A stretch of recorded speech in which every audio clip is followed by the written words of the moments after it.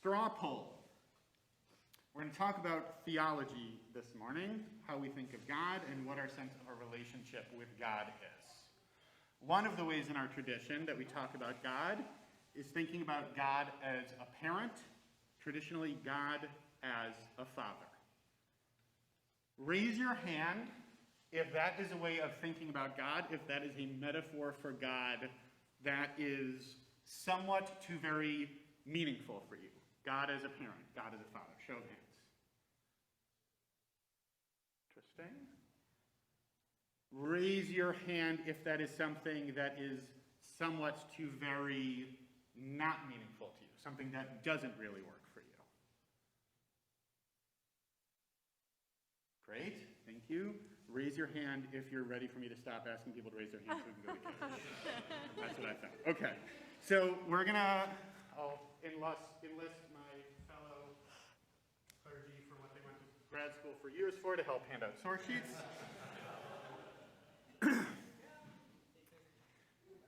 There's an interesting verse in the Parsha this week at the beginning of chapter 14 that gives us this concept, this idea of God very clearly. And so what we're going to do this morning is we're going to dive into it a little bit, see what we can glean about this concept from these verses, and then try to refract it back inwards to see what that might do for us.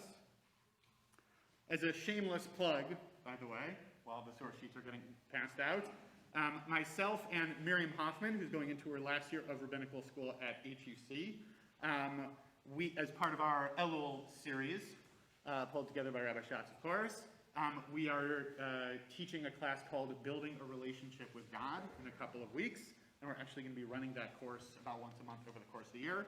So if you like this, come check that out too, and if you don't like this, maybe you'll like the class better, so come check it out anyway.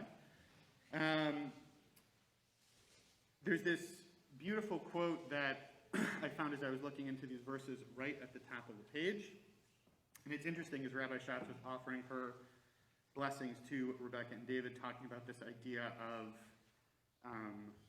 our relationship with God as the beloved. And it actually transitions nicely from that idea into the idea of God as a parent.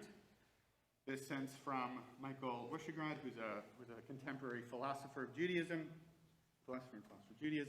God sees the face of his beloved Abraham in each and every one of his children, as a man sees the face of his beloved in the children of his union with his beloved. Can someone unpack that for me? How would you say that if you weren't a philosopher? Like, what does that actually mean? How would you Englishify that? Quote at the top of the page. Yes? I think that it means that God chose Abraham to be essentially his partner in essentially helping to create I would like to think as a greater world. Great. So that's kind of part one of this, right? God sees Abraham, God loves Abraham, and then God forms this partnership with Abraham to create this people. And then what happens? Then through that partnership, what happens? That's the next piece of that. Yeah, Alan. Through that partnership, new children are created, and just like God sees Abraham as his child, we see our own children as part of that ongoing connection. Yeah, I would tweak that a little bit, Alan. I would say that just like when I look at my kids, and I see in my kids the face of my wife, of my beloved, when God looks at us, God sees embodied in each of us God's love for Abraham, which has been sustained on through the generations. Beautiful, beautiful image. We could probably spend the next 20-ish minutes just diving into that idea. But I want to bring it into the Parsha a little bit because this idea is presented in the Parsha, but then it's a part of a verse that doesn't necessarily organically seem to make sense, but that if we look at it a little more clearly, maybe can flesh this idea out a little bit more. I will say, for the folks who are we Zooming? Are we live streaming? What are we doing today? I think both. Both. I apologize. I didn't get the source sheets together in time. I was operating on pre-COVID time when I thought I could wait until the last minute before Shabbat to print out source sheets. They were supposed to get put on the website. Tishrei is coming. I am sorry. Send it to you after Shabbat.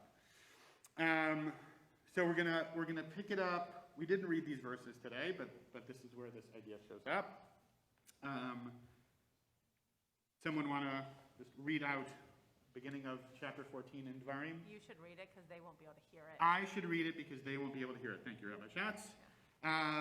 Banim atem l'Adonai Elokechem. You are children of your God. Lo titgodedu velo tasimu karcha bein enechem lamet. I'll read it as it's translated, although in a bit we'll undo this a little bit. You shall not gash yourselves nor shave the front of your heads because of the dead. Ki am kadosh atah l'Adonai Elohecha, for you are a holy people to the Lord your God. Uvecha bachar Adonai lihyot lo la'am sigulan. God has chosen you to be a treasured people. Mikol ha'amim al pnei hadama, from all of the people that are on the face of the earth. These are lovely ideas. These are interesting teachings. They don't need to seem to necessarily organically flow one into the other. You are children of the Lord your God. Great. Don't cut yourselves. Okay. Right? Like, I would like some carrots from the store. Great. Maybe we should have fish tomorrow. Sure. Right? Like, those don't necessarily seem to organically go one into the other. And so, of course, our commentators, our rabbis dive into this a little bit to try to understand, what does one have to do with the other? Why are we being told you are children of the Lord your God, followed by these particular thoughts, practices, and ideas? Okay? Good so far? The whole chunk of people who are very important back here, who I can't see at all, but I'll try to keep swooping back. Okay. So I've broken it down into kind of three. This is not very much time at all, is it? I've broken it up into three different ideas that we can dive into. Not your fault. You're in charge. Take some ownership, Rabbi. So we'll look at I sort of numbered them out. What does it mean to be a child of God? To be a child of God, it means you have to take care of yourself. That you are a unique and holy being, a unique and holy person in the world, and then because of that, what does that have to do with those next phrases? That you have to take care of yourself. So I keep reading it out so everybody at home can hear it? Okay. So this idea from Shadal, who picks up on Rashi's comment, but it expands it out a little bit. Shadal, Shmuel David Luzzatto, is a 19th century teacher in Italy. He says, because you are children of God, it is fit that you should be pleasant and not caught up and intentionally baldened, which is a verb that doesn't get enough attention for me. Intentionally baldened, that is to say, you are the legion of the king. It is fitting that you should see on each other splendor and majesty, and shaved heads and cut flesh diminish and cheapen the body of a person. Quick pop out, and then back into this. This verse and a similar verse in Leviticus. I'm sorry, I wish I had like sunshades to give out to you. I apologize. We still got to get the Astrodome retractable roof thing going. This verse and a similar one in Vayikra are the ones most frequently cited for why people who are Jewish should not get tattoos, and that has led to sort of the common understanding and misperception that if you get a tattoo, you cannot be buried in a Jewish cemetery. That is not true. For more information, you can read the tshuva. I just saw it, but do you know who wrote the tshuva on using tattoos? Do you guys know? Rabbi Elidor. Rabbi Alan Lucas, whose name might sound familiar, the father of our former associate rabbi, wrote a tshuva for the conservative movement about Jews and tattoos. We can have that conversation later. You can still get buried in a Jewish cemetery even if you have a tattoo. Back into this verse. What do people think of this idea from Shadal?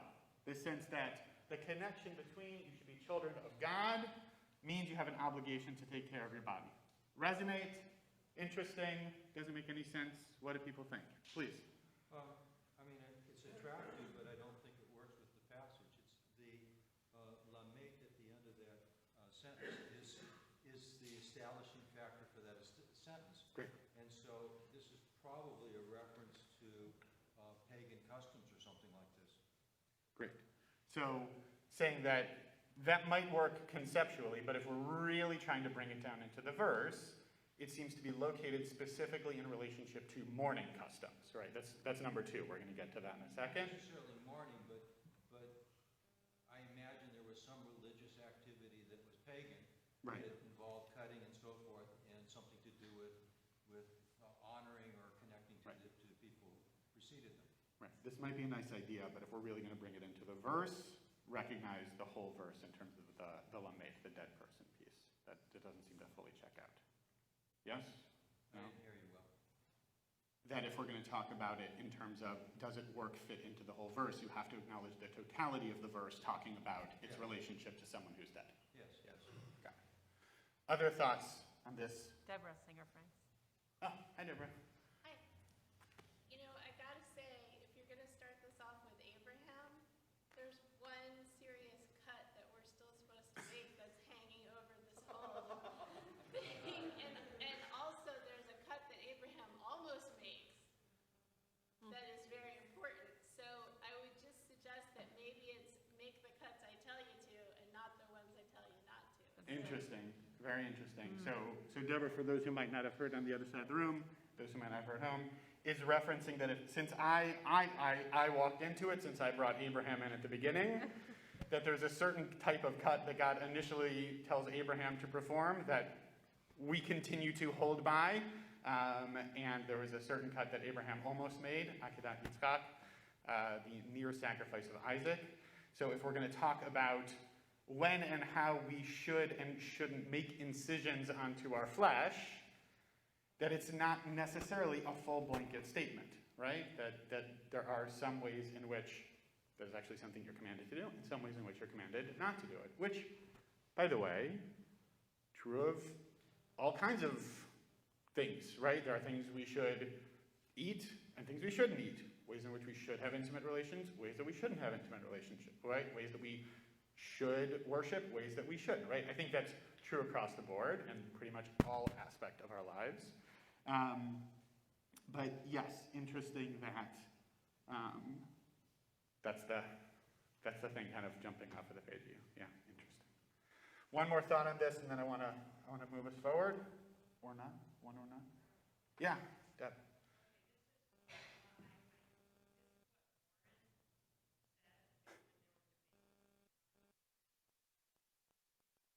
Okay.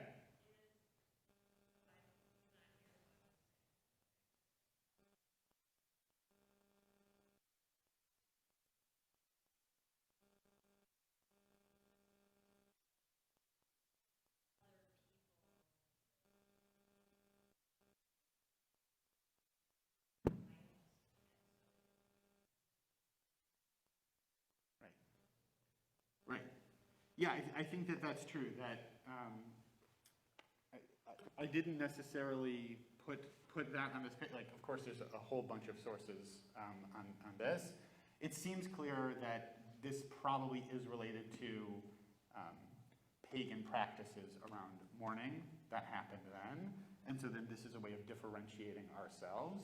This specific comment is talking about how not just should you not do what pagan people are doing, but it's also for how you should be taking care of your body, right? But that's part of this as well. I'm going to use that, if it's okay. Thank you, Warren through Deb. Appreciate you both. I'm going to use that as a jumping off point into our next potential candidate for what this means to be a child of God. I'll be very interested. I'm not going to prime the pump anymore on this. I will be interested to see what people think of idea number 2. Leave that there. The meaning of children is, from Ibn Ezra, now that you know you are children of God and that the Lord loves you more than a father loves his son, do not cut yourselves over anything that God does, for whatever God does is for the good. Any responses to that idea?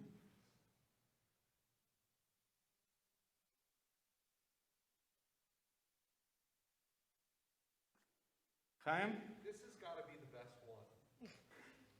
because it's basically, it seems to have very little relationship to what is either implied subjectively by the verse or how other commentators understand it.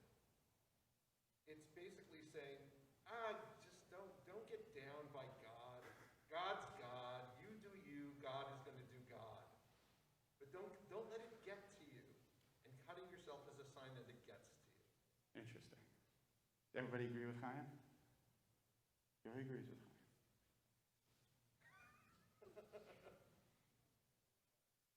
I have a, Ale.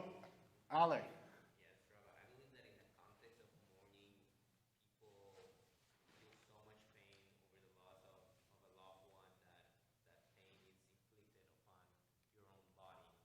And I think that basically what it's saying is don't do that to you, what God is doing, that's His will. Yeah. Don't take it to the other verse, don't cheapen yourself, don't inflict that pain upon you. Yeah, absolutely. I think that's exactly right. It's saying you might be feeling this pain. Hold that pain. Don't do it to yourself. Have some faith and also make sure that you're taking care of you. I will say for myself, I have a very difficult time with this theology. But talking about theology isn't interesting if you only put sources on the page that you agree with. We're blessed to be the tradition that has lots of theological ideas. This is one of them. I have a really hard time with the idea that everything God does is for the good. I have an incredibly difficult time with that. And someone is, oh, yes, please. Hi. Shabbat Shalom.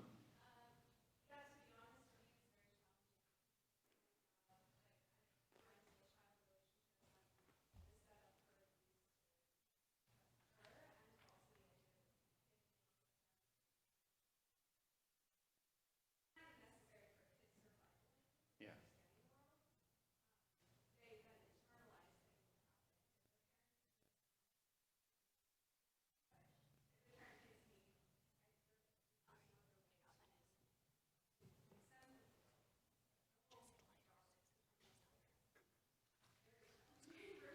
You're not even saying God, everything God is for the good. You're saying the totality of the metaphor is really difficult for you. Yeah.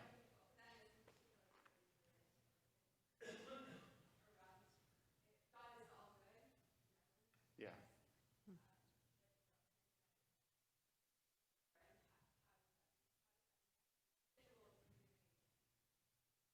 Yeah, absolutely. It is not necessarily a simple metaphor to say God is a parent, right? If folks looked around, I would say, when we did the straw poll at the beginning, I would say about 50% of folks liked it, about 30% of folks not so much, and 20% of people were already napping. We're not going to let them snooze for a little, right? But it's clearly not a simple thing, and also predicated on, our own understanding of what parenting is and our own relationships with our parent, right? I'm very lucky in terms of the relationships I have with my parents, very positive relationships. I love them very much. Most days they love me too. No, they love me too. Not everybody, I consider myself very blessed in that regard, right? And for some people it's very fraught. For some people it's a complicated metaphor. I'll also say that traditionally, of course, this is all framed in the masculine in terms of God as father. But if we talk about God as parent, we can also think about God as mother, right? Harachaman, right? God as merciful, rechem, womb, right? There's what to say in our tradition about exploring that as well. So I hear you. I hear you. It's not simple. Yes. You may have misspoke or I may have misunderstood when you said that you have trouble with the notion that everything that God does is good. I think perhaps did you mean that everything that happens, that not everything that happens is God's doing. Right? So I don't know what you meant, but I was guessing that you probably meant that all things that happen are not necessarily things that God did. I think we could very easily spend the next 3 hours getting into this. Well, I was just trying to understand what you meant because I think trying to parse out what God actively does or doesn't do in the world is very difficult to do for me. And looking around at the world and seeing the way the world works and saying, oh, this is all God's doing and therefore it's all good, I have a very hard time with that. And I also have a very hard time going into an idea that quickly evolves into a more Gnostic idea in terms of God only does the good stuff and then there's also another force in the world that does other stuff. And saying, oh, God just does the good stuff. Isn't God powerful enough to fight off all this schmutz that's going on, right? So I mean, it is a 3-hour discussion. it is a 3-hour discussion, These right? or Well- For these reasons, I have trouble with this passage Yeah. because it's implicit that Right. Your sense of how powerful God is and your sense of God's goodness, one or the other of those comes into question very quickly with this idea, Right, process right? theology. Which is, right, which gets into the idea of process theology that Rabbi Artson, Ziegler, dean of the school there, who's, right around the corner, talks about a lot in terms of trying to sort through these ideas. And it's present in a traditional Jewish theology, right? And again, we're blessed to have a tradition that has lots of theological ideas, right? So let's do one more, and then I'll try to bring us in for landing, and then we'll still do this out, and then go to Kish. Okay, this next one is actually what initially caught my eye about this verse, because I had never seen this before, and I thought it was very interesting. We get into some rabbinic wordplay, and what is noon on Shabbat for, if not time for some rabbinic wordplay? It originally is in the Talmud and gets sort of communicated a bit more clearly in this collection of Midrashim, Sifrei Dvarim. Lo tit go to do, this phrase that is translated as do not gash yourselves, do not lacerate yourselves, do not form opposing factions, but all of you consolidate into one bond, as in he founded his bond, his agudah, upon the earth. So what it's doing is, this interpretation is looking at the verb tit go to do, and saying, oh, this isn't actually about gashing, this is related to the word agudah, that there is a collective, a single unit, right? One cohesive whole, and to teach goded is to create factions, is to divide up into different groups. And so what's being communicated here is that you shouldn't do that. That we are all children of God. And so because of that, we have an obligation to make sure that we maintain unity within ourselves. I will say right now, that is clearly not the pshat. That is clearly not the simple, straightforward meaning of the verse. And I think it's a really interesting one. I think it's a really interesting idea, and it's actually picked up as a source in the Talmud and further on for how you shouldn't have multiple courts in the same city. You should only have one court in each city when it comes to legal matters, because there shouldn't be factions, because there shouldn't be a system that sustains the possibility for division. I'll also say, Tishrei is coming. Tishrei is coming. Happy Elul, everybody. Almost.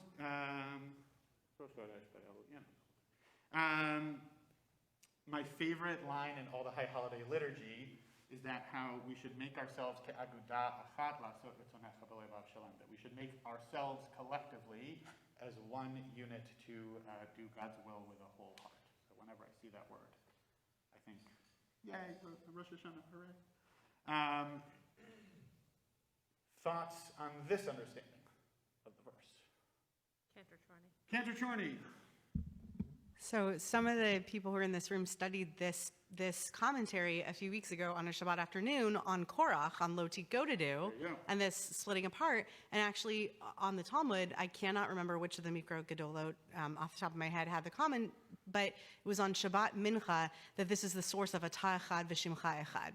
So this is the idea of the oneness, not only on the High Holy Days, but also like not just Agudah Echat, but the idea that every week we're saying that. But the reason why I like this in the context of your source sheet is that I think Lo Tit Go to do is something we often have to encourage people to think about at a time of death.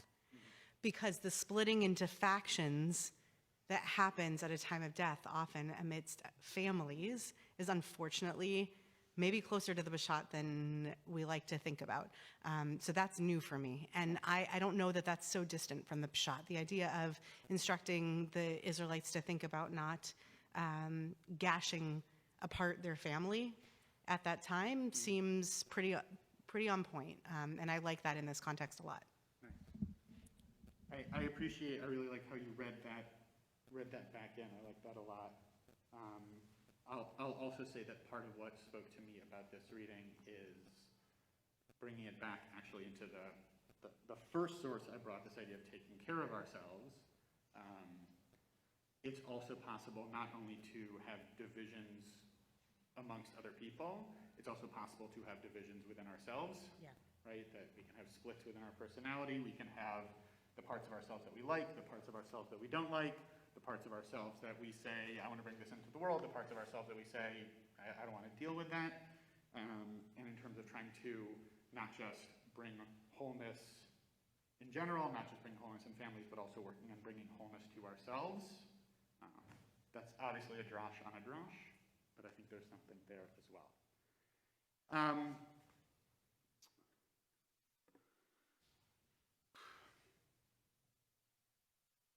Other thoughts on this midrash from Sifrei Dvarim? We'll wrap up in a minute. People like this lo tiko to do? What do people think of this one? People want Sean. Okay, so I'll wrap this up by nodding to what I put here at the bottom, and then one more thought, and then we'll go into Musaf. It's interesting to me as well that this first verse, which we probably could have just done the whole thing on, then goes into this second verse that talks about this idea of chosenness, that is its own complicated 3-hour at least conversation for where and how we see that today. And this idea of being loved by God and being cared for as a parent loves a child, and yet at the same time being said, oh, but you're special and you're not like anybody else, that seems potentially challenging to reconcile. And these two sources that I put here at the bottom, one from Lord Rabbi Jonathan Sachs, one from Rabbi Kalanimus Kalman Shapiro, who also known as the Ish Kodesh, a rabbi from the early in the 20th century, I think bring interesting thoughts to refract this idea through. I'll just pull out one line from each. Biblical monotheism from Rabbi Sachs is not the idea that there is one God and therefore one gateway to God's presence. On the contrary, it is the idea that the unity of God is to be found in the diversity of creation. I think is a really interesting idea then fed back into this idea of lo titgodedu, right? On the one hand, we're being told, don't have divisions, make sure there's unity. And then here Rabbi Sachs is saying, actually, make sure you recognize that there is diversity and that there is holiness in that diversity. I think that tension can stand on its own, but it's an interesting one. And as we move, I can't believe I'm saying this, as we move into the high holiday season, how are we already here? I thought we had more time. As we move into this high holiday season, this idea of God as Father, we're going to be hearing it a lot, folks. Just get used to it. Avinu Malkeinu, get used to it. It's coming. Lots of Avinu Malkeinu coming soon to a synagogue near you.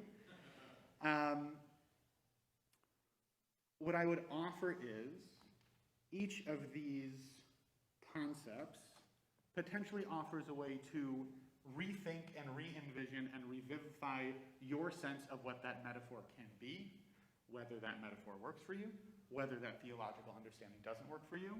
I think just like any relationship, building a relationship with God takes work and evolves over time and shifts and grows, right? My relationship with my parents is not the relationship it was when I was a kid or an adolescent or a younger adult. My relationship with my wife, my relationship with my friends, my relationship with my kids, so on and so forth. And so in offering these sources, I hope that this can bring kind of a new way of thinking about that metaphor, that way of understanding a relationship with God and what that can be.